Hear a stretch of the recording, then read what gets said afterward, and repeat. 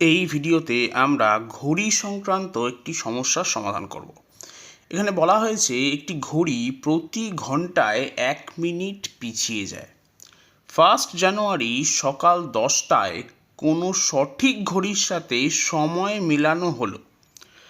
5 জানুয়ারি সঠিক ঘড়িতে রাত 1টা বাজলে ওই ঘড়িতে কত সময় দেখাবে তা নির্ণয় করতে বলা হয়েছে। এখন 1 জানুয়ারি সকাল 10টা থেকে 5 জানুয়ারি রাত 1টা পর্যন্ত সময়ের ব্যবধান হলো 3 দিন 15 ঘন্টা। এখন 3 দিন মানে 3 × 24 মানে 72 যোগ 15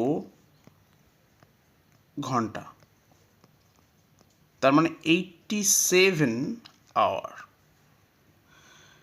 যেহেতু ঘড়িটি প্রতি ঘন্টায় 1 মিনিট করে পিছিয়ে যায়, তাই 87 ঘন্টায় পিছিয়ে যাবে 87 মিনিট, তার মানে 1 ঘন্টা 27 মিনিট। তাহলে সঠিক ঘড়িতে রাত যদি 1টা বাজে, তাহলে ওই ঘড়িতে সময় দেখাবে রাত 1টা বিয়োগ 1 ঘন্টা 27 মিনিট, তার মানে 4 জানুয়ারি রাত 11টা 33। তাহলে সঠিক উত্তর হবে অপশান এ, রাত 11টা 33।